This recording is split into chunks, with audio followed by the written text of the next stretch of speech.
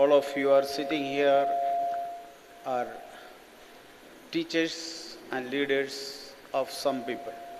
இங்கே உட்கார்ந்திருக்கிற நீங்கள் எல்லாரும் ஜனங்களுக்கு போதிக்கிறவர்களாகவும் அவர்களை நடத்துகிறவர்களாகவும் நீங்கள் இருக்கிறீர்கள். And you have got a great responsibility like a father. ஒரு தகப்பனுக்கு இருக்கிறது போல உங்களுக்கு ஒரு பெரிய பொறுப்பு இருக்கிறது. How a father bring up his children and let them stand their own feet. தங்களுடைய பிள்ளைகள் தங்களுடைய சொந்த கால்களிலே நிற்க வேண்டும் என்று தகப்பன்மார் விரும்பி அவர்களை நடத்துகிறது போல you have got a great responsibility about all the people whom God has given you. தேவன் உங்களுக்கு கொடுத்திருக்கிற எல்லா ஜனங்கள் மீதும் உங்களுக்கு ஒரு பெரிய பொறுப்பு இருக்கிறது. Bible says you have to give account for the souls. ஆத்துமாக்களுக்காக கணக்கு ஒப்புவிக்க வேண்டியவர்கள் என்று வேதம் சொல்கிறது. I think that is in Hebrew. எபிரேயர் நிருபத்திலே verse chapter 13 verse 17 last part. 13ஆம் அதிகாரம் 17ஆம் வசனத்துடைய பிற்பகுதி. It says, keep watch over your souls as those who will give an account. உங்களை நடத்துகிறவர்கள் உங்கள் ஆத்துமாக்களுக்காக உத்தரவாதம் பண்ணுகிறவர்களாய் விழித்திருக்கிறபடியால் அவர்களது சந்தோஷத்தோடு செய்யும்படிக்கு அவர்களுக்கு கீழ்ப்படிந்து அடங்குங்கள். That means what? அதனுடைய பொருள் என்ன? A leader has to give an account before God for all the people whom God has given them. தேவன் தங்களுக்கு கொடுத்திருக்கிற எல்லா ஆத்துமாக்களுக்காகவும் எல்லா ஜனங்களுக்காகவும் அவரை நடத்துகிற தலைவர்கள் தேவனுக்கு முன்பாக உத்தரவாதம் கொடுக்க வேண்டியவர்களாக இருக்கிறார்கள். Even if that is how small the number may be. அந்த ஜனத்தினுடைய எண்ணிக்கை எவ்வளவு சிறிதா இருந்தாலும் பரவாயில்லை. We have to give an account for their soul. அவருடைய ஆத்துமாக்களுக்காக நாம் கணக்கு ஒப்புவிக்க வேண்டியவர்களாக இருக்கிறோம். That means it's a very serious responsibility. அதனுடைய பொருள் என்னவென்றால் இந்த பொறுப்பு மிகவும் ஜாக்கிரதையாக எடுத்துக்கொள்ளப்பட வேண்டிய பொறுப்பு. You know the price of a soul. ஒரு ஆத்துமாவுடைய விலை we all know. உங்களுக்கு தெரியுமா? எல்லாருக்கும் தெரியும். It's more than the value of the whole world. இந்த முழு உலகத்தை காட்டிலும் அதிகமானது. If God has given you 10 people, தேவன் உங்களுக்கு 10 பேரை கொடுத்திருப்பாரானால் how rich you are, எவ்வளவு ஐஸ்வரியவான்களாய் நீங்கள் இருக்கிறீர்கள், how carefully you have to handle that, எவ்வளவு ஜாக்கிரதையாய் நீங்கள் அதை கையாள வேண்டும். in what? எதிலே? Presenting all those people perfect before the Lord. ஆண்டவருக்கு முன்பதாக அந்த எல்லா ஜனங்களையும் பரிபூரணம் உள்ளவர்களாக அவர்களை நிறுத்த வேண்டிய பொறுப்பு இருக்கிறது. See what was Paul's burden? பவுலுடைய பாரம் என்ன தெரியுமா? Turn to Colossians. கொலோசியர் எழுதின நிருபம் chapter 1. 1ஆம் அதிகாரம்.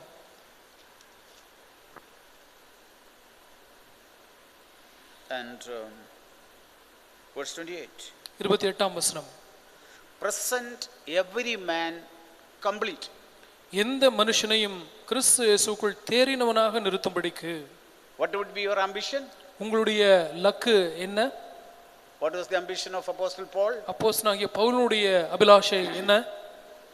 Present every man complete in Jesus Christ. கிறிஸ்து இயேசுவுக்குள் முழுமையானவனாக தேறினவனாக நிறுத்தும்படிக்கு.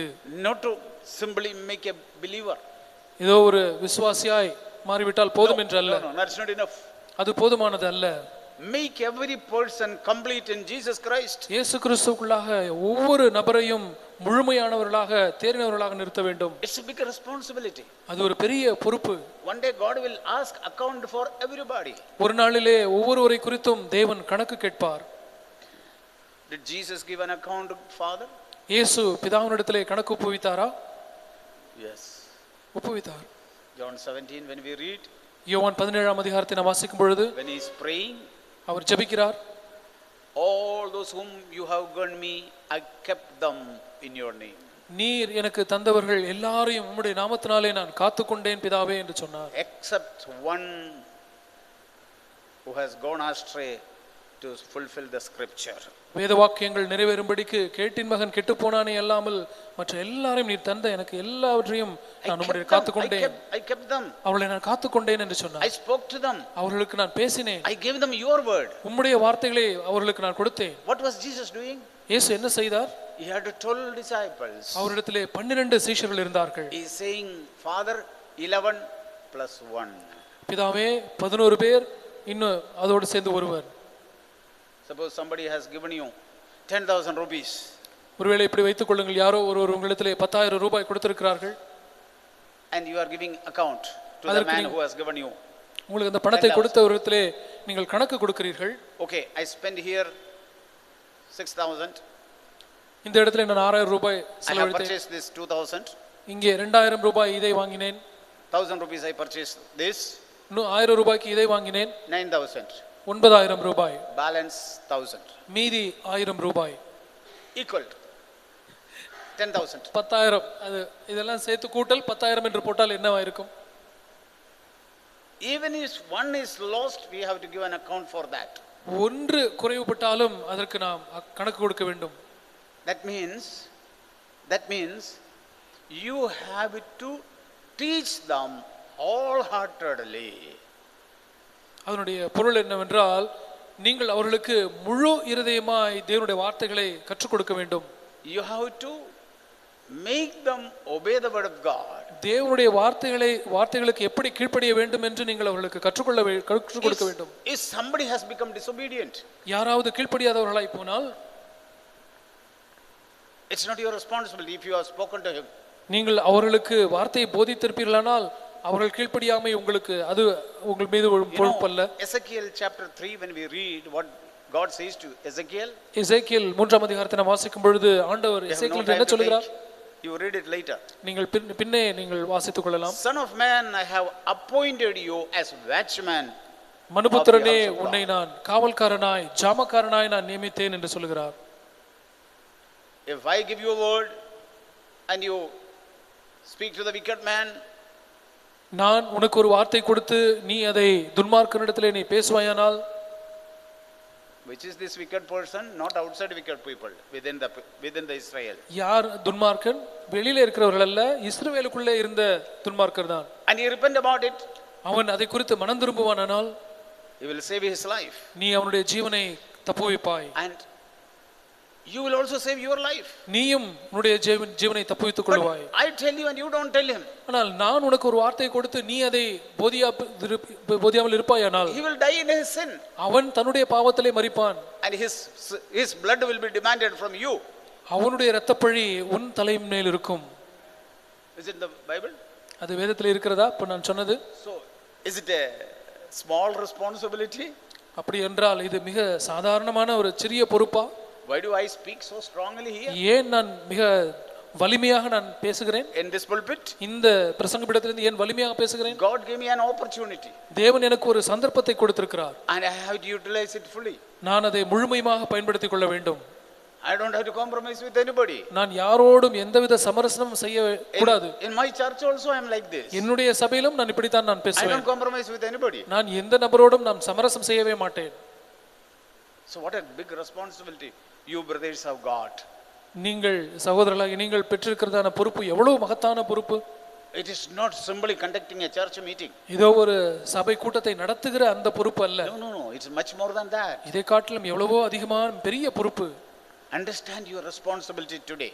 இன்றைய நாளிலே உங்களுடைய பொறுப்பை நீங்கள் உணர்ந்து கொள்ளுங்கள். How Jesus was responsible about his 12 disciples. இயேசு எப்படி தம்முடைய 12 சீஷர்களை குறித்து பொறுப்புள்ளவராய் இருந்தாரோ. So we are all teachers. நம்ம எல்லாரும் போதகர்களாய் இருக்கிறோம். What do you teach in the church? சபையிலே நீங்கள் எதை போதிக்கிறீர்கள்? Very important. அது மிக முக்கியம். Brother, we teach Bible.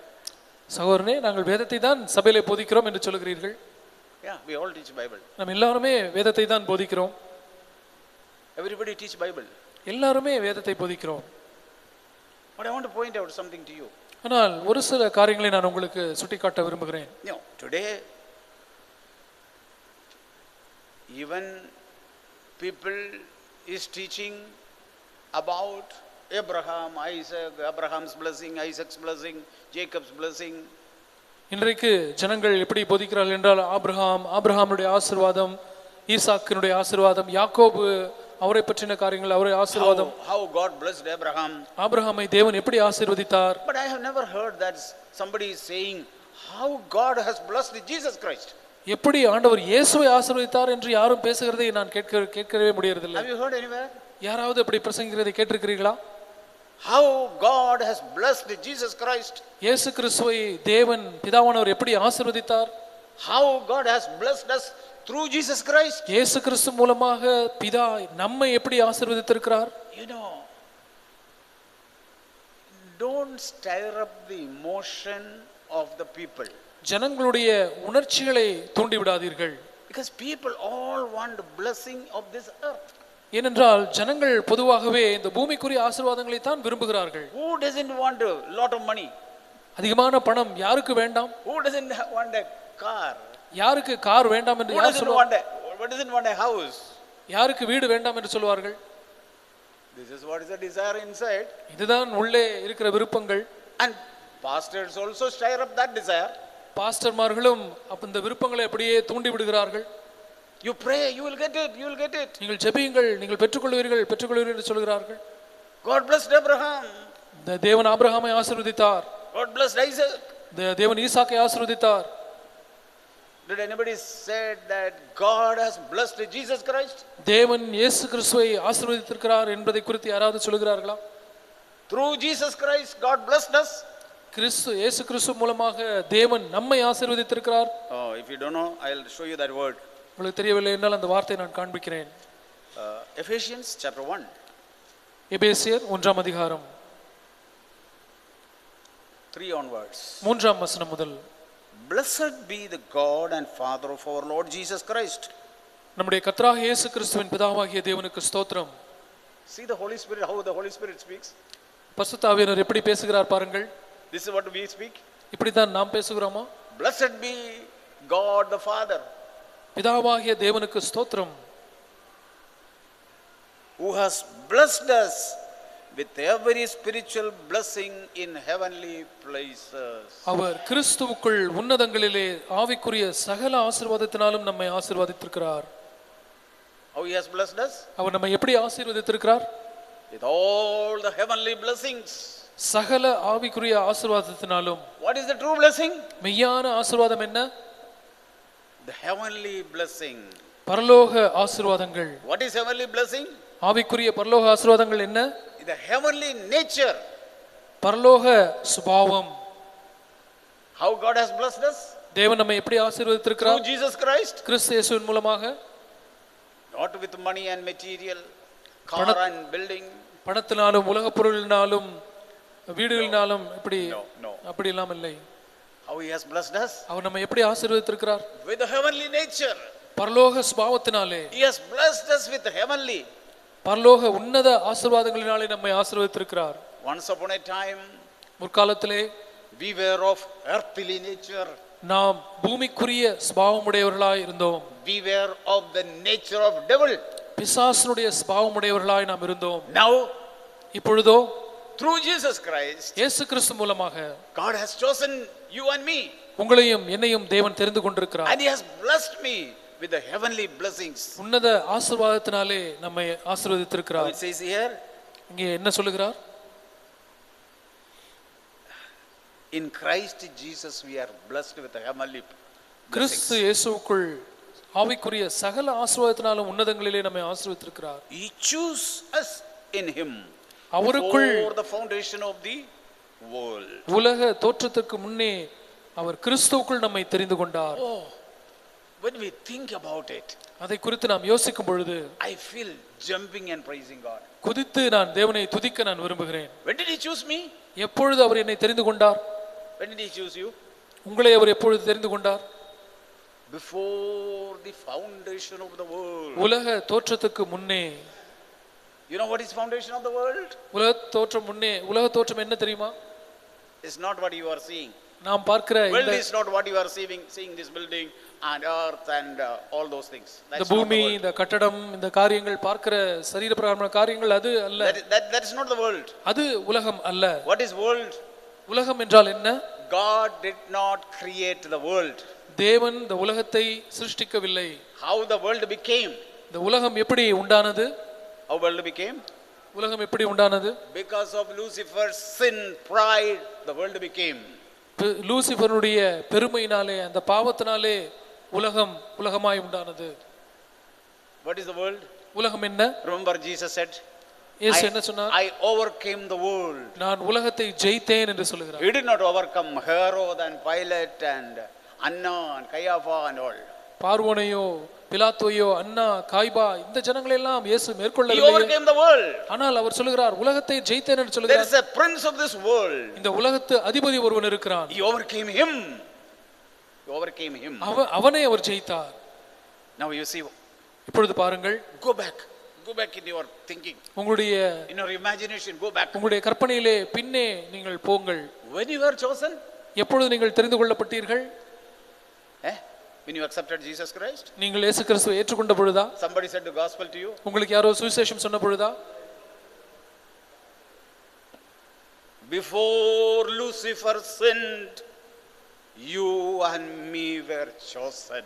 Lucifer பாவம் செய்வதற்கு முன்னதாகவே நீங்களும் நானும் தேவனால் தெரிந்து கொள்ளப்பட்டோம். Oh, what a wonderful calling we have, brothers. என்ன அற்புதமான அழைப்பு நமக்கு இருக்கிறது How சகோதரர்களே. blessed we are. எவ்வளவு ஆசீர்வதிக்கப்பட்ட ஜனங்கள் நாம். Even if you have a little in this world, how blessed we are. இந்த உலகத்திலே எவ்வளவு கொஞ்சம் நமக்கு இருந்தாலும் எவ்வளவு ஆசீர்வதிக்கப்பட்டவர்கள் நாம். Even if we have not enough food, சாப்பிட போதுமான அளவு உணவு even இல்லாவிட்டாலும் if கூட, we have no enough money, பணம் இல்லாவிட்டாலும் கூட how blessed we are. நாம் எவ்வளவாய் ஆசீர்வதிக்கப்பட்டவர்களாய் இருக்கிறோம்.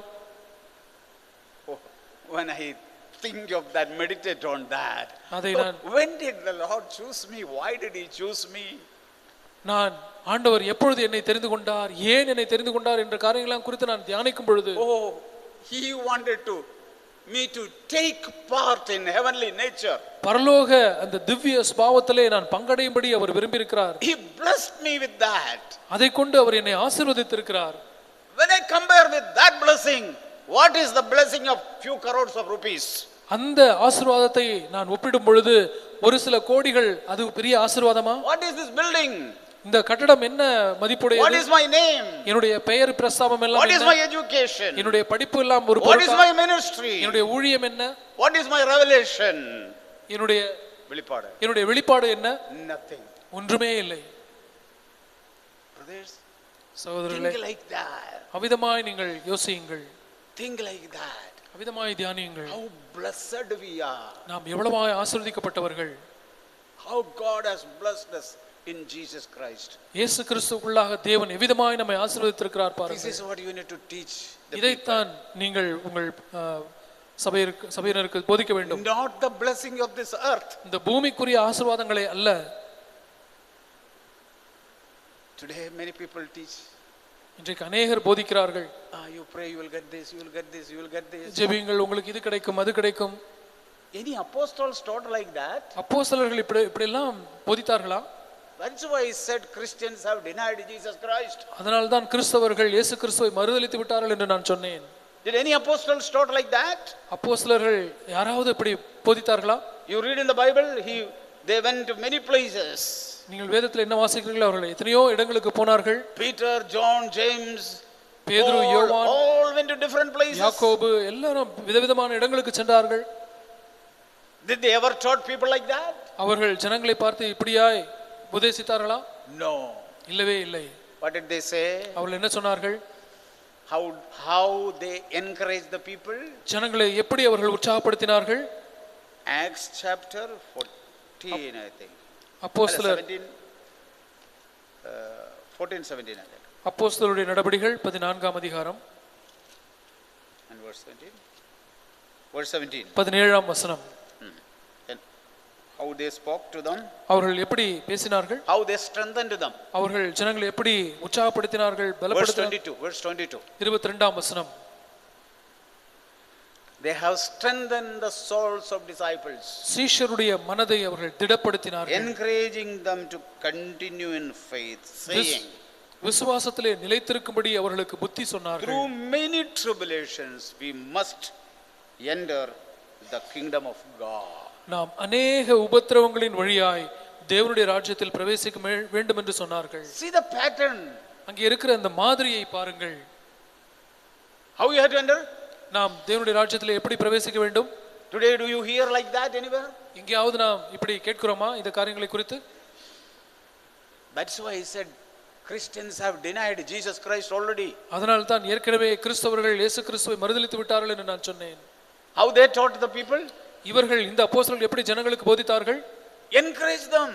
அவர்களை உற்சாகப்படுத்தினார்கள். Strengthened them. அவருடைய மனதை திடப்படுத்தினார்கள். Through many suffering. அநேக உபத்திரவங்களின் வழியாய் we must enter into the kingdom of God. தேவனுடைய ராஜ்யத்தில் பிரவேசிக்க வேண்டும் என்று சொன்னார்கள். What did Jesus taught? இயேசு என்ன உபதேசித்தார்? Strive to enter through the narrow gate. இறுக்கமான வாசல் வழியாய் உட்பிரவேசிக்க பிரயாசப்படுங்கள் என்று சொன்னார். Many suffering. அநேக உபத்திரவங்கள். What kind of suffering? எப்படிப்பட்ட உபத்திரவங்கள்? Striving against sin. பாவத்துக்கு விரோதமாய் போராடுகிறதிலே ஏற்படுகிற There உபத்திரவம். is a struggle when you fight against sin. பாவத்துக்கு விரோதமாக நீங்கள் போராடும் பொழுது அங்கே ஒரு உபத்திரவம் இருக்கிறது. Hebrew told apostle says like this. எபிரேயர் 12ஆம் அதிகாரத்திலே அப்போஸ்தலன் சொல்கிறார், striving against sin, பாவம் you did not stand until shedding the blood. பாவத்துக்கு எதிராக விரோதமாக போராடுகிறதிலே நீங்கள் இரத்தம் சிந்ததுக்கு அளவுக்கு நீங்கள் எதிர்த்து நிற்கவில்லையே என்று சொல்கிறார். Where we have to suffer? நாம் எங்கே உபத்திரவப்பட வேண்டும்? To keep our eyes straight. நம்முடைய கண்கள் நேராய் பார்க்கிறதிலே நாம் To keep உபத்திரவப்பட our eyes pure. நம்முடைய கண்களை பரிசுத்தமாய் காத்துக்கொள்வதிலே, To keep our mind pure. நம்முடைய சிந்தையை பரிசுத்தமாய் To காத்துக்கொள்வதிலே, keep our lips pure. நம்முடைய உதடுகளை நாவை சுத்தமாய் To காத்துக்கொள்வதிலே, keep our intentions and motives pure. நம்முடைய மன நோக்கங்களையும் மனப்பான்மைகளையும் சுத்தமுள்ளதாய் காத்துக்கொள்வதிலே It is not easy. அது சுலபமல்ல. I was thinking this morning. நான் இந்த காலை வேளையிலே நான் யோசித்துக் கொண்டிருந்தேன். Loving righteousness is costly. நீதியை சிநேகிப்பது அது அதிக விலை உயர்ந்தது. It is costly. We have to pay cost. அதுக்கு ஒரு விலைக்கிரயத்தை நாம் செலுத்த வேண்டும். Hating wickedness is costly. Hating wickedness. அந்த அநீதியை வெறுப்பது அது விலைக்கிரயம் செலுத்த வேண்டிய These காரியம். are the two things Jesus did throughout his life. தம்முடைய வாழ்க்கை முழுவதுமாக இயேசு கிறிஸ்து இந்த இரண்டு காரியங்களை செய்தார். Jesus did these two things. இந்த இரண்டு காரியங்களையும் இயேசு செய்தார். Psalms 45 verse 7. சங்கீதம் 45:7. He loved righteousness, our hated wickedness. நீதியை சிநேகித்து அநியாயத்தை வெறுத்தார். That is why he paid a cost. அதனால் தான் அவர் விலைக்கிரயத்தை செலுத்த வேண்டியிருந்தது. Loving righteousness has got a cost. நீதியை சிநேகிப்பதற்கு ஒரு விலைக்கிரயம் வேண்டி இருக்கிறது. So brothers, ஆகவே சகோதரர்களே, I can keep on saying so many things like நான் this. இவ்விதமாய் தொடர்ந்து எத்தனையோ காரியங்களை சொல்லிக் கொண்டிருக்க முடியும். I want to show you something. ஒரு சில காரியங்களை உங்களுக்கு You காண்பிக்க need to விரும்புகிறேன். always teach to your people. You should learn and teach others. நீங்கள் கற்றுக்கொண்டு நீங்கள் எப்பொழுதுமே இப்படிப்பட்ட காரியங்களை உங்கள் சபையினருக்கு நீங்கள் போதிக்க வேண்டும். Turn to Matthew chapter 28. மத்தேயு 28ஆம் அதிகாரம். Jesus said here இங்கே இயேசு விதமாய் சொன்னார் what to teach. எதை போதிக்க வேண்டும் என்று. Verse 20. 20ஆம் வசனம். Teaching them. அவர்களுக்கு நீங்கள் போதிக்க வேண்டும். What you have to teach? நீங்கள் என்ன போதிக்க வேண்டும்? To observe all what I have commanded. நான் உங்களுக்கு கட்டளையிட்ட யாவையும் அவர்கள் கைக்கொள்ளும்படி அவர்களுக்கு நீங்கள் உபதேசிக்க வேண்டும். Not what Abraham said, not what David said, Abraham என்ன not சொன்னார், what James said, ஆபிரகாமோ or தாவீதோ Jacob said. யாக்கோபோ சொன்ன காரியங்கள் அல்ல. What you have to teach? நாம் என்ன போதிக்க வேண்டும்? What did Jesus say? இயேசு என்ன சொன்னார்? Is it in your Bible? உங்களுடைய வேதத்திலே அது இருக்கிறதா? What you have to teach? நாம் என்ன போதிக்க வேண்டும்? Teaching. Jesus said teach. போதியுங்கள், உபதேசம் பண்ணுங்கள். Teaching is not a wrong thing. You have to teach. இந்த போதிக்கிறது அது தவறான காரியம் அல்ல. நீங்கள் போதிக்க வேண்டும். Don't teaching anything from your own mind. உங்களுடைய சொந்த மனதிலிருந்து எதையும் போதிக்காதீர்கள். Don't teaching from what you see outside. வெளியிலே நீங்கள் பார்க்கிற காரியங்களை எல்லாம் வைத்து நீங்கள் What போதிக்காதீர்கள். other people are doing, don't teach that. மற்றவர்கள் என்ன சொல்கிறார்களோ அதை நீங்கள் போதிக்காதீர்கள். What do you have to teach? நீங்கள் எதை போதிக்க வேண்டும்? If you don't teach that, you are denying Jesus Christ. நீங்கள் அதை போதிக்கவில்லை என்றால் நீங்கள் இயேசு கிறிஸ்துவை மறுதலிக்கிறீர்கள். Jesus said this. இயேசு இதை சொல்லியிருக்கிறார். Do you say that Jesus is your Lord? இயேசு உங்களுடைய ஆண்டவர் என்று நீங்கள் சொல்லுகிறீர்களா? You have confessed that already, right? ஏற்கனவே இயேசுவே என் ஆண்டவர் என்று Jesus அறிக்கையிட்டிருக்கிறீர்களா? Christ the Lord. இயேசு கிறிஸ்துவே ஆண்டவர் என்று சொல்லுகிறோம். I have accepted Jesus as my Lord. ஆண்டவரா இயேசுவை என்னுடைய ஆண்டவராக ஏற்றுக்கொண்டேன் என்று சொல்லுகிறோம். Now Jesus is saying, அப்பொழுது ஆண்டவர் சொல்லுகிறார், இயேசு சொல்லுகிறார், teach போதியுங்கள், உபதேசம் பண்ணுங்கள் என்று சொல்லுகிறார். what I have commanded you. நான் உங்களுக்கு கட்டளையிட்ட யாவையும். He said to his disciples இதை தம்முடைய சீஷர்களிடத்திலே ஆண்டவர் சொன்னார். Is this 11 disciples. இந்த 11 சீஷர்களிடத்திலே சொன்னார், Go all the world. உலகமெங்கும் நீங்கள் போங்கள், Make disciples. சீஷராக்குங்கள். But today people stop there. இன்றைக்கு ஜனங்கள் அதோடு நிறுத்தி விடுகிறார்கள். Speak the gospel and baptize them. சுவிசேஷத்தை சொல்லுகிறார்கள், ஞானஸ்நானம் கொடுக்கிறார்கள். That's enough. அது போதும். Is that what Jesus said? அப்படியா? அதையா ஆண்டவர் இங்கே இயேசு சொன்னார்? That is only a baby is born. அது ஞானஸ்நானம் சுவிசேஷம் சொல்லி ஞானஸ்நானம் கொடுப்பது ஒரு குழந்தை பிறக்கிறதுக்கு ஒப்பானதுதான். Okay. Is it enough in your home a baby is born? உங்கள் வீட்டிலே ஒரு குழந்தை பிறந்தால் அது மாத்திரம் போதுமா? Is it enough? அது போதுமா? You will be happy? அதிலே நீங்கள் சந்தோஷமா இருந்து விடுவீர்களா? Baby is born. ஓ, குழந்தை பிறந்து விட்டது. There starts your responsibility. அங்கேதான் உங்களுடைய பொறுப்பு ஆரம்பிக்கிறது. You will have become a father. நீங்கள் இப்பொழுது ஒரு தகப்பனாய் மாறிவிட்டிருக்கிறீர்கள். You have to bring food for that child. அந்த குழந்தைக்கு நீங்கள் சாப்பாடு கொடுக்க You have வேண்டும். to work hard. நீங்கள் கடினமாய் உழைக்க வேண்டும். You have to educate him. அந்த குழந்தையை நீங்கள் படிக்க வைக்க வேண்டும். What all responsibility we have as fathers. தகப்பனாக எத்தனையோ பொறுப்புகள் நமக்கு இருக்கிறதே. You will just, okay, I'm happy. Child is born. Okay, I will produce another child. குழந்தை பிறந்து விட்டது, பரவாயில்லை, இப்போ அதோட என்ன பொறுப்பு முடிந்து விட்டது, இன்னொரு குழந்தை உருவாகட்டும் என்று சொல்லுவோமா? Okay, one more child is born. இன்னும் ஒரு குழந்தையும் வந்து விட்டது. Okay, another child. இன்னொரு குழந்தை வந்து விட்டது. Will you be happy? அதிலே நீங்கள் சந்தோஷமா இருப்பீர்களா? Okay, one child cannot speak. ஒரு குழந்தைக்கு பேச முடியாது. One child cannot see. ஒரு குழந்தை பார்க்க முடியாது. One cannot hear. ஒரு குழந்தை கேட்க முடியாது. One cannot walk. ஒரு குழந்தை நடக்க முடியாது. You have 10 children. ஆனாலும் உங்களுக்கு 10 பிள்ளைகள் இருக்கிறார்கள். Will you be happy? அதிலே நீங்கள் சந்தோஷம் அடைவீர்களா? Oh, I have 10 children, brothers. எனக்கு 10 பிள்ளைகள் இருக்கிறார்கள் In my சகோதரனே. church there are 10 people. என்னுடைய சபையிலே 10 பேர் இருக்கிறார்கள். Are they healthy? அவர்கள் ஆரோக்கியமுள்ளவர்களா இருக்கிறார்களா? Why you want 10? Even 2 enough. ஏன் உங்களுக்கு 10? 2 போதுமே. 2 enough. 2 பேர் போதுமே. But 2 must be healthy. ஆனால் 2 பேர் ஆரோக்கியமுள்ளவர்களா இருக்க வேண்டும். This must be as a father my desire. இதுதான் ஒரு தகப்பனாக என்னுடைய விருப்பமா இருக்கிறது. As an elder of the church, this is what is my desire. ஒரு சபையிலே மூப்பனாக எனக்கு இதுதான் என்னுடைய விருப்பமா இருக்கு. I don't want hundreds of people in my church. என்னுடைய சபையிலே நூற்றுக்கணக்கான ஜனங்கள் எனக்கு தேவையில்லை. What is the use of having 100 people? 100 பேர் or 10 children. One is lame. ஒன்று முடமா இருக்கிறது. One is blind. ஒன்று குருடா இருக்கிறது. One is deaf. ஒன்று செவிடா இருக்கிறது. What is the use? அதுல என்ன பிரயோஜனம்? Any father will be happy? எந்த தகப்பனும் அதிலே சந்தோஷம் அடைவாரா? You are a father, I am a father. நீங்கள் தகப்பன், நானும் தகப்பன். Will we be happy seeing children like that? இப்படிப்பட்ட பிள்ளைகளை பார்க்கிறதிலே நாம் சந்தோஷமா இருப்போமா? What do you think about God the Father? அப்படி இருக்க பிதாவாகிய தேவனை குறித்த காரியம் என்ன? We are all fathers. Most of us are sitting here are fathers. நம்மளே உட்கார்ந்திருக்க பெரும்பாலானோர் நாம் தகப்பன்மாரா இருக்கிறோம். To show how God the Father represent. எப்படி பிதாவாகிய தேவன் இருக்கிறாரோ அதை நாம் காண்பிக்க வேண்டும். So our desire must be what? அப்படியானால் நம்முடைய விருப்பம் எதுவா இருக்க வேண்டும்? Lord, I don't want many children. ஆண்டவரே, எனக்கு अनेக பிள்ளைகள் வேண்டாம். Even I have 2.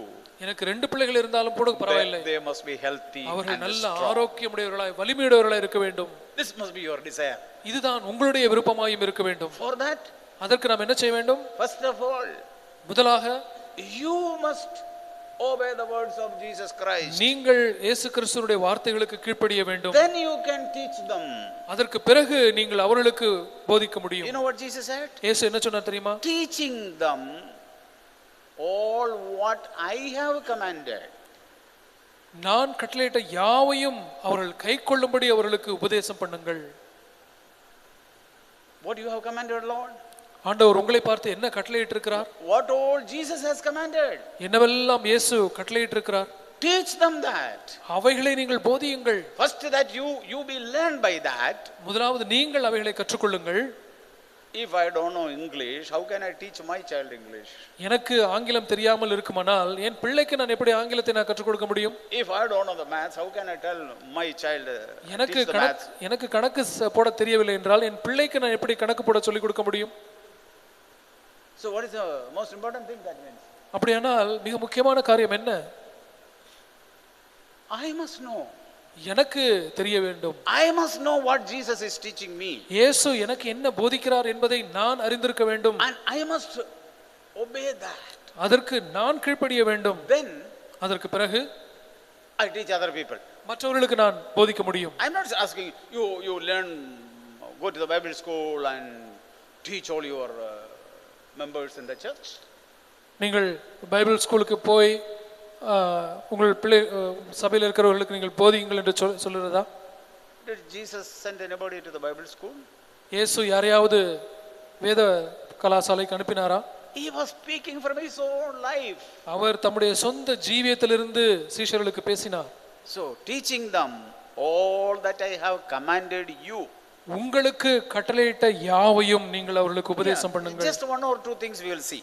ஒரு சில காரியங்களை நாம் பார்ப்போம். So many things Jesus taught. இயேசு எத்தனையோ காரியங்களை கட்டளையிட்டிருக்கிறார்.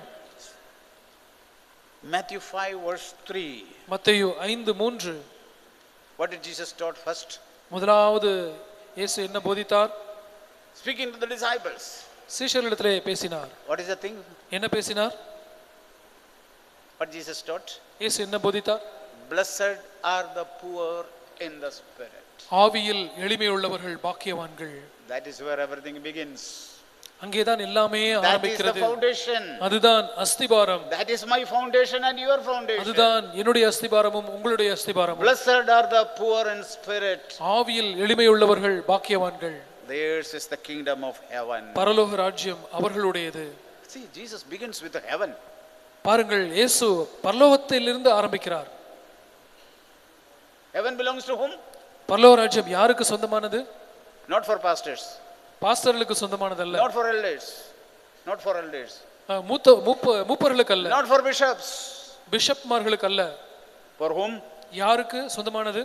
Yeah, if the pastor is poor in the spirit. ஒரு If pastor, the bishop is poor in the spirit, yes. ஒரு பாஸ்டரோ ஒரு பிஷப்போ ஆவியிலே எளிமை உள்ளவராய் இருப்பாரானால் அவருக்கு சொந்தமானது பரலோக ராஜ்யம். Whosoever may be. அது யார் வேண்டுமானாலும் இருக்கலாம். That can be an ordinary woman, ordinary man. அது ஒரு சாதாரண மனுஷனாய் ஒரு சாதாரண ஸ்திரீயாய் கூட இருக்கலாம். What is the most important thing? அது என்ன முக்கியமான காரியம்? Poor in the spirit. ஆவியிலே எளிமை உள்ளவர்களாய் இருப்பது. That's what Jesus taught. அதைத்தான் இயேசு கட்டளையிட்டார். First. முதலாவது காரியம். So many things he taught. அவர் இத்தனையோ காரியங்களை போதித்தார். Then you see what he said. அதுக்கு பிறகு என்ன சொன்னார் பாருங்கள்.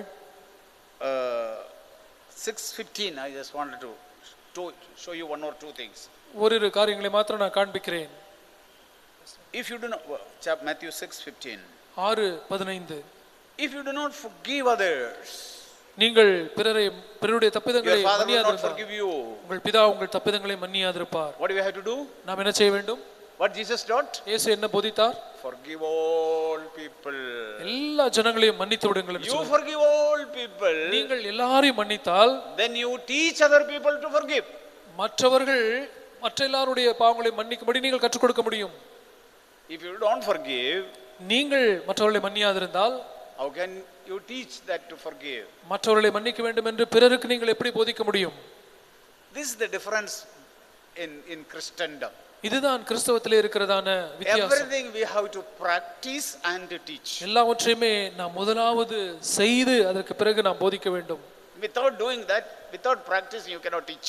நாம் அதை அபியாசிக்காதபடிக்கு நாம் போதிக்க முடியாது. So you have to forgive everybody. ஆகவே நீங்கள் எல்லாரையும் மன்னிக்க வேண்டும். And then you teach people to forgive everybody. அதற்கு பிறகு மற்ற எல்லாரையும் ஜனங்கள் மன்னிக்க வேண்டும் என்று நீங்கள் அவர்களுக்கு போதிக்க வேண்டும். Now he said here, Matthew 5. மத்தேயு 5ஆம் அதிகாரம் verse 22. 22ஆம் வசனம். Everyone who is angry யாராவது ஒரு கோபமா with இருப்பானானால் his brother, தன் சகோதரனிடத்திலே கோபித்துக் கொள்ளுகிறவன் shall be guilty before the court. நியாய தீர்ப்புக்கு ஏதுவாயிருப்பான். So what do you have to do? நாம் என்ன செய்ய வேண்டும்? We don't get angry with your brother. சகோதரனிடத்திலே நாம் கோபம் கொள்ளக்கூடாது. Don't get angry with your wife. உங்களுடைய மனைவியிடத்திலே கோபம் கொள்ளாதிருங்கள். Don't angry with anybody. Don't keep anger with anybody in your heart. யாரிடத்திலும் உங்கள் இதயத்திலே கோபத்தை வைக்க கூடாது. You have to learn that first. முதலாவது அதை நீங்கள் கற்றுக்கொள்ள வேண்டும். Then you have to teach your people. அதற்கு பிறகு நீங்கள் உங்கள் ஜனங்களுக்கு போதிக்க முடியும். Don't keep anger against anybody in your heart. உங்களுடைய இதயத்திலே யார் மீதும் எந்த கோபத்தையும் வைத்துக் கொள்ளாதீர்கள். This is what Jesus taught. இதைத்தான் இயேசு போதித்தார். And then அதற்கு பிறகு okay, if something happened, ஏதோ ஒன்று நடந்து விட்டது. what do you have to do? Don't go and offer your sacrifice. உங்களுடைய அடுத்த வசனம், நீ பலிபீடத்திலே போய் காணிக்கையை செலுத்தாதே. This is what Jesus taught. அதைத்தான் போதித்தார். What do you have to do? நீங்கள் என்ன செய்ய வேண்டும்? First you keep your sacrifice there. உங்களுடைய பலியெல்லாம் அப்படியே வைத்துவிட்டு be reconciled with your brother. உங்களுடைய சகோதரனிடத்திலே சென்று ஒப்புரவாக. If that is your wife or your husband or son or daughter or neighbor or whosoever may be. அது கணவனோ மனைவியோ பிள்ளையோ அக்கம் பக்கத்தாரோ அது யார் வேண்டுமானாலும் இருக்கலாம். Reconcile first. முதலாவது ஒப்புரவாக. Then come and offer. அதற்கு பிறகு வந்து உன் காணிக்கையை செலுத்து. This is what Jesus taught. இதைத்தான் இயேசு போதித்தார். This is what I have to practice. இதைத்தான் நாம் பின்பற்ற வேண்டும். Then I have to teach that. அதை பின்பற்றி பிறகு நாம் அதை போதிக்க வேண்டும். Then Jesus said, இயேசு சொன்னார், don't lust with your eyes. உன்னுடைய கண்களினாலே இச்சையாதிருப்பாயாக. Verse 27 onwards you can see that. 27ஆம் வசனத்திலிருந்து அதை வாசிக்க முடியும். So that area I have to overcome first. அந்த பகுதியிலே நான் முதலாவது ஜெயம் பெற வேண்டும். I am a pastor, I have to overcome that first. நான் ஒரு பாஸ்டரா இருக்கிறேன், நான் முதலாவது இந்த கண்களின் இச்சையை மேற்கொள்ள வேண்டும். Then I have to teach my people. அதற்கு பிறகு நான் என்னுடைய ஜனங்களுக்கு போதிக்க வேண்டும். That is what Jesus said. அதைத்தான் இயேசு சொன்னார். Everything, teach everything that I have commanded. நான் உங்களுக்கு கட்டளையிட்ட யாவையும் நீங்கள் உபதேசம் பண்ணுங்கள் என்று சொன்னாரே. Brothers, it's a big responsibility. சகோதரர்களே, இது ஒரு பெரிய பொறுப்பு. See, when you read Bible, நீங்கள் வேதத்தை வாசிக்கும் பொழுது just see what Jesus is saying. இயேசு என்ன சொல்கிறார் என்பதை அதை பாருங்கள். What Jesus said is saying to me and you. எனக்கும் உங்களுக்கும் இயேசு என்ன சொல்கிறார்? Obey that first. முதலாவது அதற்கு நீங்கள் கீழ்ப்படியுங்கள். Without that obeying, அந்த கீழ்ப்படிதல் இல்லாதபடிக்கு what is the use of offering so much of sacrifice? எத்தனையோ பலிகளை செலுத்துவதிலே என்ன பயன் இருக்கிறது? You know what Samuel said to Saul? Samuel சவுலை பார்த்து என்ன சொன்னார் தெரியுமா? Obeying is better than sacrifice. பலியை பார்க்கிலும் கீழ்ப்படிதலே உத்தமம். What do we have to do? நீங்கள் என்ன செய்ய வேண்டும்? நாம் என்ன செய்ய வேண்டும்? Not sacrifice. பலி அல்ல. God is not looking for sacrifice. தேவன் பலியை எதிர்பார்த்து கொண்டிருக்கவில்லை.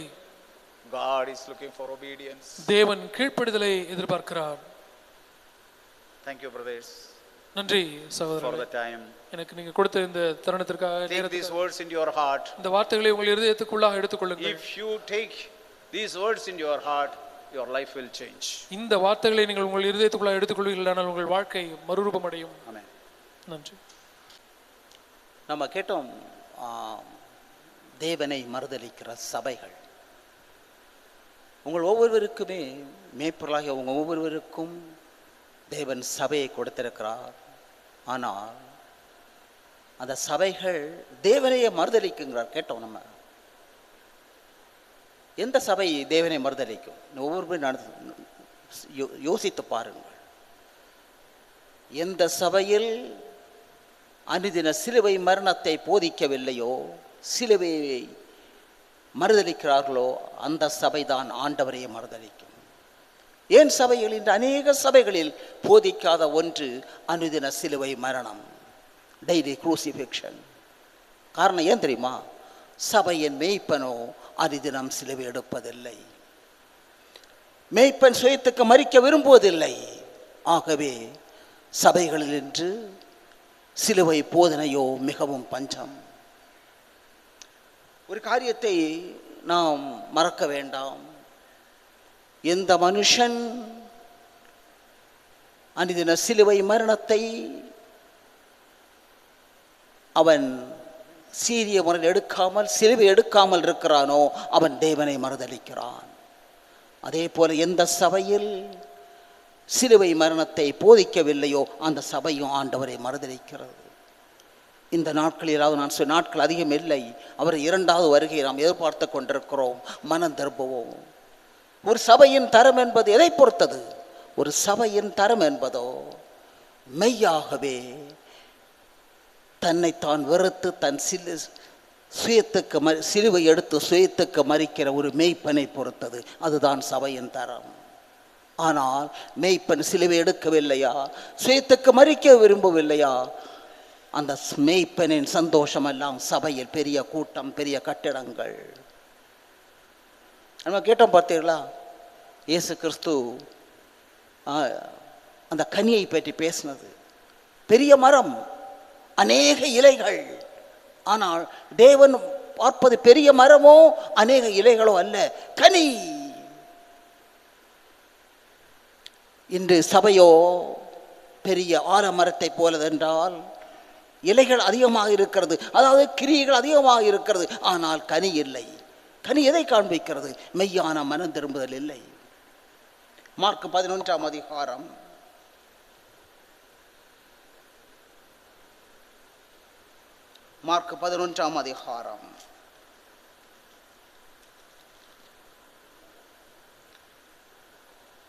12 முதல்.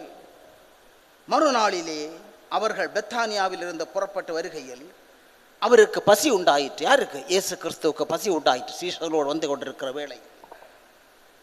அப்பொழுது இலைகள் உள்ள ஒரு அத்தி மரத்தை தூரத்திலே கண்டு அதில் ஏதாகிலும் அகப்படுமோ என்று பார்க்க வந்தார். அத்திப்பழ காலமில்லாதபடியால் அவர் அதனிடத்தில் வந்தபோது அதில் இலைகள் இல்லாமல் வேறொன்றுமே காணவில்லை. அப்பொழுது இயேசு அதை பார்த்து, இது முதல் ஒரு காலம் ஒருவனும் உன்னிடத்தில் கனியை புசியாது இருக்க கடவன் என்றார். அதை அவருடைய சீஷர்கள் கேட்டார்கள். சபிக்கிறார் அத்தி மரத்தை. முக்கியமான காரியம் பாருங்கள், அவர் சீஷரோடு வருகிற வேளையில் பசி உண்டாயிற்று. தூரத்தில் மரத்தை பார்க்கிறார், அத்தி மரம். அதில் ஏதாவது புசிக்க கிடைக்குமா என்று கனியை தேடின பொழுது கனி இல்லை. எப்பொழுது கனி இல்லை, அதுதான் முக்கியமான காரியம். பாருங்கள் 13ஆம் வசனம், அத்திப்பழ காலமா இல்லாதபடியினால் கனி இல்லை. ஏன் கனி இல்லை? அத்திப்பழ காலம் இல்லை. நீங்கள் ஒரு இடத்துக்கு போய் கொண்டிருக்கிறீர்கள், பசி உண்டாயிற்று, ஏதாவது கிடைக்குமா என்று பக்கத்தில் இருக்கிற மாமரத்தை தேடி போகிறீர்கள். பார்க்கும்பொழுது திடீரென்று பார்க்கிற வேளையில் பூக்கள் இருக்கிறது, நிறைய இலைகள் இருக்கிறது, காய்கள் இல்லை, கனி இல்லை. அது மாமர அந்த அந்த சீசன் இல்லாத நிமித்தம், அது சீசன் இல்லாமல் இருந்தால் என்ன சொல்லுவீர்கள்? நீ சவிப்பீர்களா? இல்லை. என்ன சொல்லுவீர்கள்? சீசன் இல்லைப்பா, இது மாம்பழ சீசன் அல்ல, அதனால கனி இல்லை. ஆனால் இயேசு கிறிஸ்து அத்திப்பழ சீசன் அல்ல, அது அத்திப்பழ காலம் அல்ல. அப்படி இருந்தும் ஆண்டவர் ஏன் அதை சபிக்கிறார்? அதான் முக்கியமான காரியம். ஒன்றை புரிந்து கொள்ள வேண்டும். அதாவது அந்த அத்தி மரம் என்பதோ ஆண்டவர் இஸ்ரவேலை சொல்லுகிறார். நிறைய இலைகள் அந்த இஸ்ரவேலின் கிரியைகளை காண்பிக்கிறது. ஆனால் அத்தி பழம் என்பதோ ஆழமான மனம் திரும்புதல். இஸ்ரவேலை அத்தி மரத்தை சபிக்கிறார். ஏனெனில் அநேக கிரியைகள், தேவனின் நாமத்தினாலே அநேக கிரியைகள், ஆனால் மெய்யான மனம் திரும்புதல் இல்லை. அது அப்படி ஐயோ என்று சபிக்கிறார். எதை காண்பிக்கிறது? மெய்யான கிறிஸ்தவ வாழ்க்கை என்பதோ தொடர்ந்த மனம் திரும்புதல், சூழ்நிலைக்கு தகுந்தபடி அல்ல.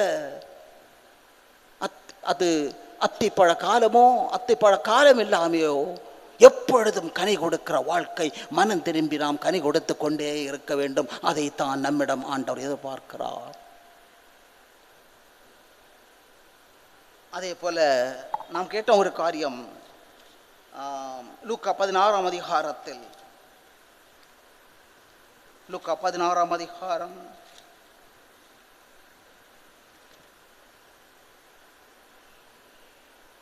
15வது வசனம் பிற்பகுதியில், மனுஷருக்குள்ளே மேன்மையாக எண்ணப்படுகிறது, தேவனுக்கு முன்பாக அருவருப்பா இருக்கிறது. இது மனுஷருக்கு முன், மனுஷருக்குள்ளே மேன்மையாக கருதப்படுவது எல்லாமே தேவனுடைய பார்வைக்கு அருவருப்பா இருக்கிறது. ஞாபகம் இருக்கிறதா?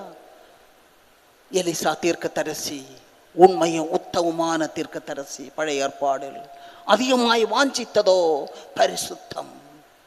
பரிசுத்தத்தையே வாஞ்சித்த ஒரு உத்தமமான தீர்க்கதரிசி.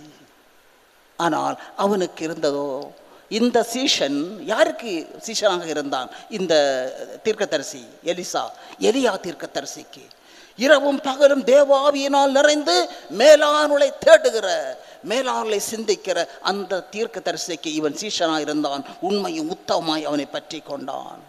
ஆனால் அவனுக்கு ஒரு சீஷன் இருந்தான், கேயாசி. கேயாசின் இருதயத்தில் என்ன இருந்தது? எலிசாவின் இருதயத்தில் இருந்ததல்லாமோ தேவனுடைய பார்வைக்கு மேலானவைகள், மேன்மையானவைகள். ஆனால் கேயாசியின் இருதயத்தில் இருந்ததோ தேவனுடைய பார்வைக்கு அருவருக்கத்தக்கவைகள். இன்னொரு காரியம் தெரியுமா? அந்த கேயாசி அந்த எலிசாவுக்கு மிக நெருக்கமாக இருந்தான். அதான் முக்கியம். அவனோடு தங்கியிருந்தான் பல வருடங்கள், அங்கே படுத்திருந்தான், அவனோடு உண்டான், எல்லாம் செய்தான், நெருக்கமாக இருந்தான். ஆனால் என்ன நடந்தது? அவனுடைய இருதயமோ எலிசாவுக்கு அதிதூரமாக இருந்தது. அதுதான் தேவனுக்கு அருவருப்பு. ஆகவே இந்த நாட்களில் தேவன் நம்மிடத்தில் விரும்புவதெல்லாம் கிரியைகள் அல்ல, பெரிய சபை, அநேக விசுவாசிகள், அதல்ல. எந்த ஒரு மனுஷன் தேவனுக்கு அதி நெருக்கமாக இருக்கிறானோ, அவனுடைய இருதயம் தேவனை வாஞ்சையாய் பற்றி கொள்கிறதோ, அதைத்தான் தேவன் பார்க்கிறார். ஆகவே நான் சொல்லுகிறேன், நாம் மேன்மையான ஊழியத்தை மனுஷனுடைய பார்வைக்கு செய்து தேவனுடைய பார்வைக்கு நமக்குள் அருவருப்பானதை நாம் வைத்துக் கொள்ள முடியும்.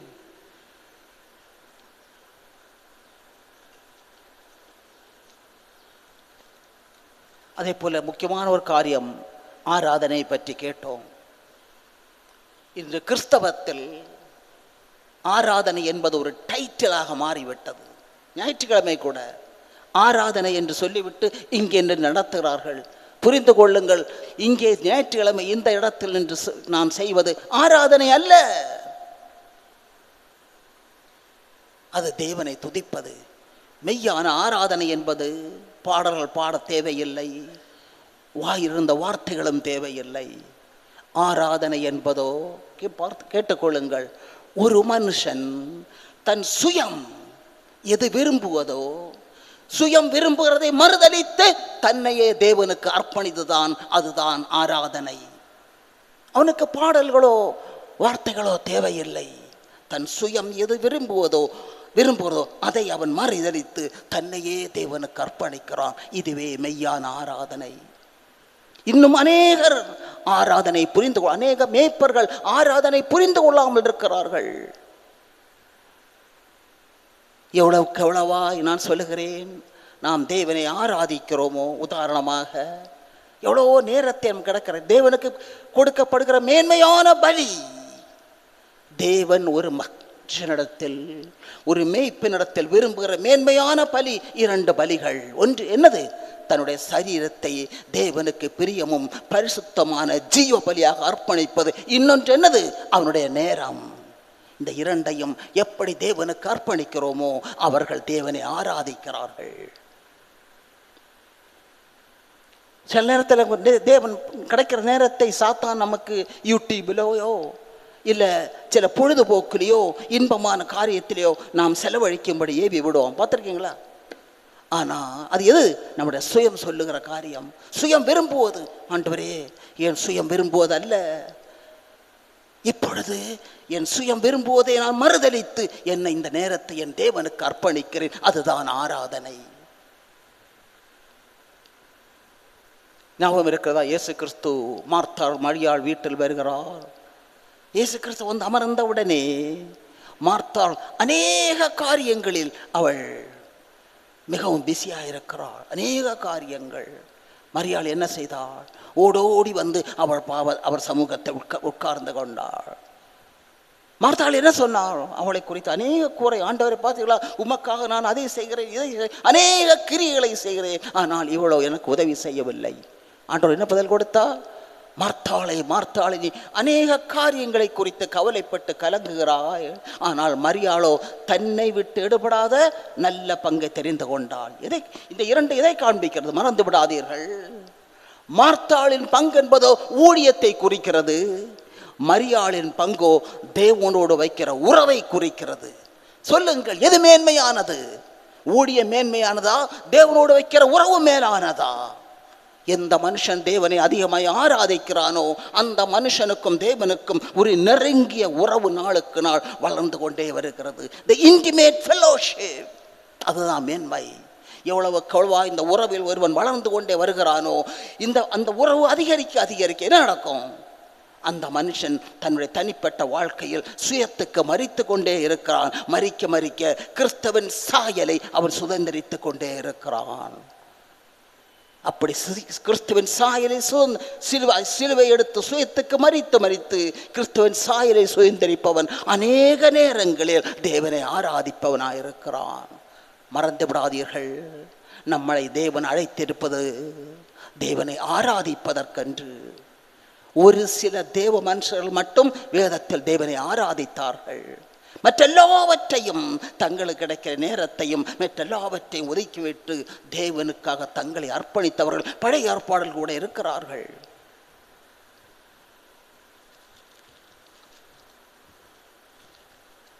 அதே போல கேட்டோம், மிக முக்கியமான காரியத்தை கேட்டோம், ஆவியோடும் உண்மையோடும் தேவனை ஆராதிப்பது. என்னது ஆவியோடும் உண்மையோடும் தேவனை ஆராதிப்பது என்றால் என்ன? கற்றுக்கொள்ளுங்கள். ஆவியோடு தேவனை ஆராதிப்பதென்றால் நமக்குள் இருக்கிற சுயம் நாளுக்கு நாள் அழிந்து கொண்டே இருக்க வேண்டும்.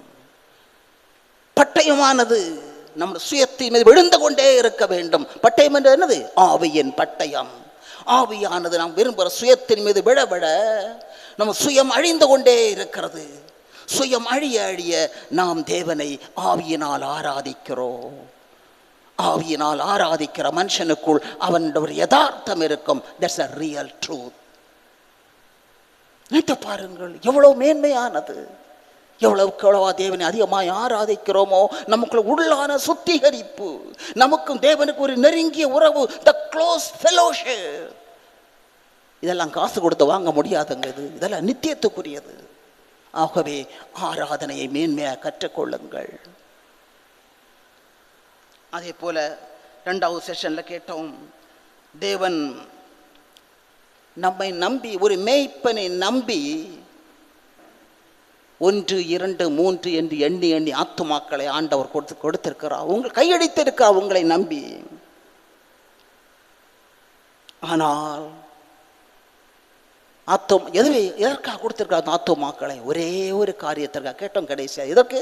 அந்த ஆத்துமாவையோ அந்த விசுவாசி எதற்கு? நீ சீஷனாக உருவாக்க வேண்டும். அப்படிதானா? ஒரே ஒரு நோக்கம், நீ சீஷனாக உருவாக்க வேண்டும். அவனுக்கு கற்பிக்க வேண்டிய முதல் காரியமோ சீஷத்துவம். அதற்கு முதலில் மேய்ப்பனாகிய நாம் நம்மையே வெறுத்து நம் சிலுவை எடுத்து சுயத்துக்கு மறிக்க வேண்டும். மறிக்காமல் சீஷர்களை உருவாக்க முடியாது. இந்த அநேக காரியங்கள் அநேக சபைகளில் கூட்டங்கள் நிறைந்து வழிகிறது. ஒரு காரியத்தை சொல்லுகிறேன், மறந்து விடாதீர்கள். வருகிற சபைக்குள் கடந்து வருகிற கூட்டத்தை ஏக்கத்தோடும் தாகத்தோடும் நீங்கள் சீஷர்களாக உருவாக்காவிட்டால் சபையில் இருக்கிற இதே விசுவாசிகள் உங்களுக்கு கண்ணியாயிருப்பார்கள். உங்களுக்கு எதிராக அவர்களே கூட்டத்தை உருவாக்குவார்கள், முரட்டாட்டம் பண்ணுவார்கள். எவ்வளவாய் சீஷரை உருவாக்க வேண்டும் என்ற தாகம் அதிகரிக்கிறதோ அவர்கள் தங்களையே சபைக்கும் தேவனுக்கும் அர்ப்பணிப்பார்கள். ஒரு சில விரல் வெட்டு எண்ணக்கூடிய அளவு போதும், அது சீஷர்களாக உருவாக்குங்கள். யோவான் 21ஆம் அதிகாரத்தில் வாசிக்கிறோம், ஞாபகம் இருக்கிறதா?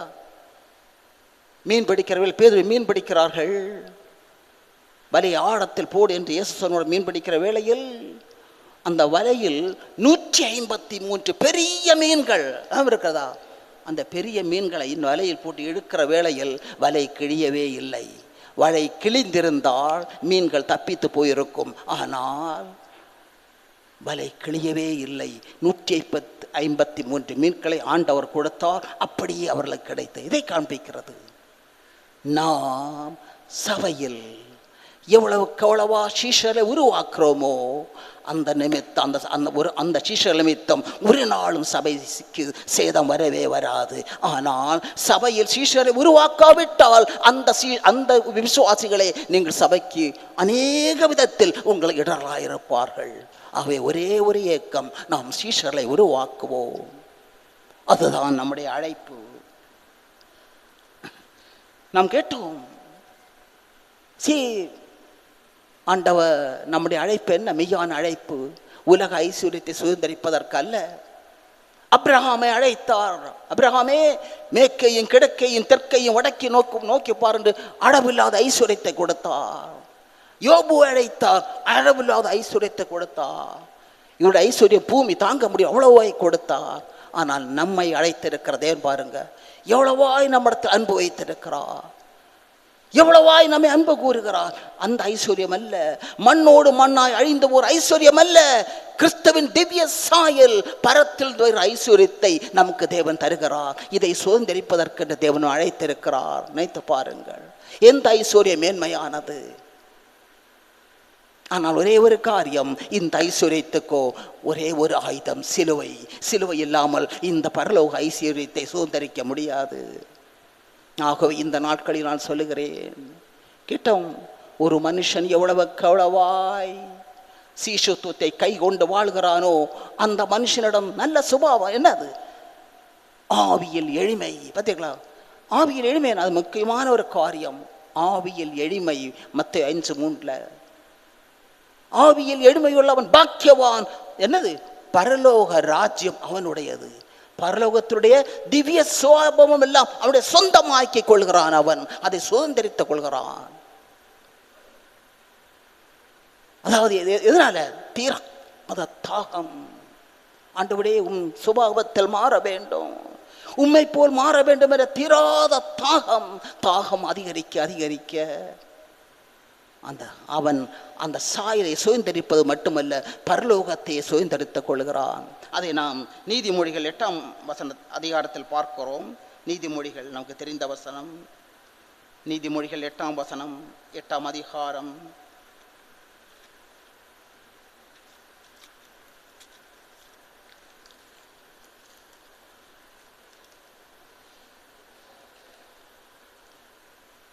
முப்பத்தி 4வது வசனம் பாருங்கள். ஆவியில் எளிமை என்றால் என்னவென்று தீர்க்க தரிசன பழைய ஏற்பாடு எழுதப்பட்டிருக்கு பாருங்க. என் வாசப்படியில் நித்தமும் விழித்திருந்து என் கதவு நிலையருகே காத்திருந்து எனக்கு செவி கொடுக்கிற மனுஷன் பாக்கியவான். ஆவியில் எளிமை உள்ளவன் பார்த்தீர்களா, அவன் நித்தமும் வாசற்படியில் காத்திருப்பான், பிச்சைக்காரனை போல. பாருங்கள், பிச்சைக்காரன் வீட்டில் வர்றான், ஒரு நாள் ஏதோ பிச்சை கேட்குறான், கொடுக்கிறீர்கள். அடுத்த நாள் கதவை திறக்கும்போது அதே பிச்சைக்காரன் அங்கே இருக்கிறான். அதுக்கு அடுத்த நாள் கதவை திறக்கிறீர்கள், அதே பிச்சைக்காரன் அங்கே இருக்கிறான். அதே போல் ஆவியில் எளிமையுள்ள மனுஷன் அந்த பரலோக பொக்கிஷங்களுக்காக தன்னை ஒரு பிச்சைக்காரனை போல் தேவனுடைய வாசற்படியில் ஒவ்வொரு நாளும் காத்திருக்கிறான். ஒரு நாள் பரலோக ராஜ்யத்தை அவன் சுதந்திரித்துக் கொள்கிறான். எவ்வளவு மேன்மையான வாழ்க்கை! இப்படிப்பட்ட வாழ்க்கைக்காக நாம் அழைக்கப்பட்டிருக்கிறோம். மறந்து விடாதீர்கள். எவ்வளவாய் தாகம் அதிகரிக்கிறதோ, தாகம் அதிகரிக்க அதிகரிக்க நான் சொல்லுகிறேன், கொஞ்சம் கொஞ்சமாக தேவனுடைய திவ்ய சாயலை சுதந்திரித்து பரலோக ராஜ்யத்தையே நாம் நமக்கு சொந்தமாக்கிக் கொள்கிறோம். மேன்மையான வாழ்க்கை, மேன்மையான அழைப்பு. ஆமென்.